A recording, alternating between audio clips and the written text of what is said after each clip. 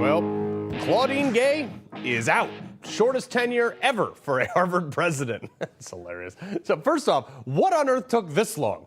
But here is what the rest of the world, and this is why this is important to us, especially in the conservative movement. Look, I never went to, well, I did go to college for like a year and a minute, but I dropped out and joined the military right after 9/11. I largely felt that our institutions were a waste of time, led by self-absorbed, arrogant elites that live in a bubble. And this kind of confirms that. This internet, though, is awash with opinions on this. DC Drano, one of my favorites, writing this, "She gone! This is a massive loss for the woke DEI regime infiltrating college campuses." But then you have people like this on the other side, Ibram X. Kendi.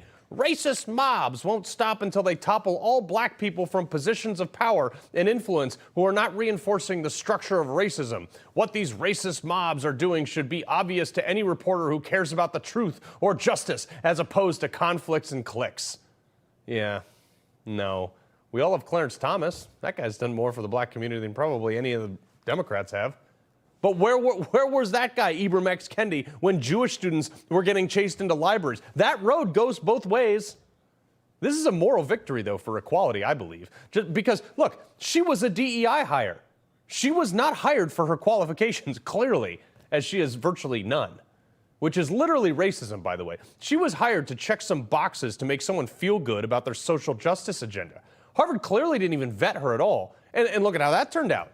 She cost the university billions of dollars in donations, caused them to be smeared on the front page of nearly every publication. Hell, it's my opening to a national TV show tonight. Great job. All because this woman was more concerned about the feelings of people sympathizing with terrorists than the safety of Harvard's Jewish students. Great job, Harvard, selecting that one. This is proof that education and all these people, they do not equate to intelligence. Here's your dunce cap. Go sit in the corner forever. This woman was handed a golden opportunity to run through a job that she never deserved. She had so many easy chances to simply get by with saying, "Look, don't threaten other students." She couldn't even do that.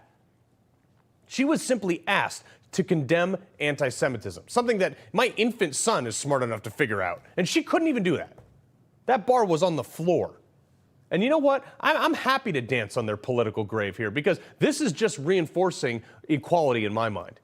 You tried to put color over content, Harvard, over content of character, and it nearly burned one of America's most prestigious institutions to the ground. Victory for Martin Luther King. You have the equality to be fired for being bad at your job. And you were biblically bad at it. I mean, for the short 6 months she was there.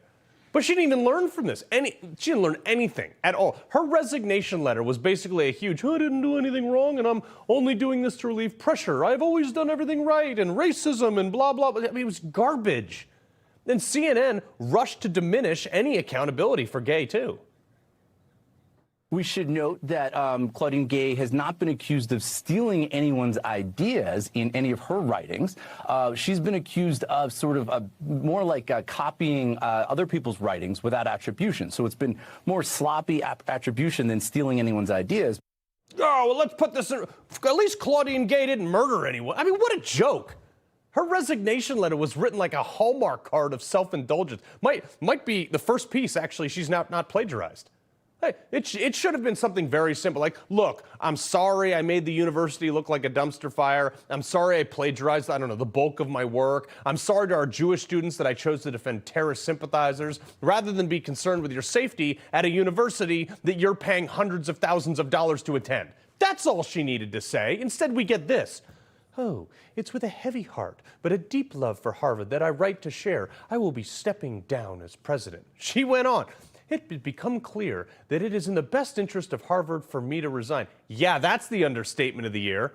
She kept going. "So that our community can navigate this moment of extraordinary challenge with a focus on the institution rather than individuals." Extraordinary challenge, lady? All you had to do was tell a bunch of lunatic crybabies with purple hair that you can't threaten other students. That's not extraordinary challenge.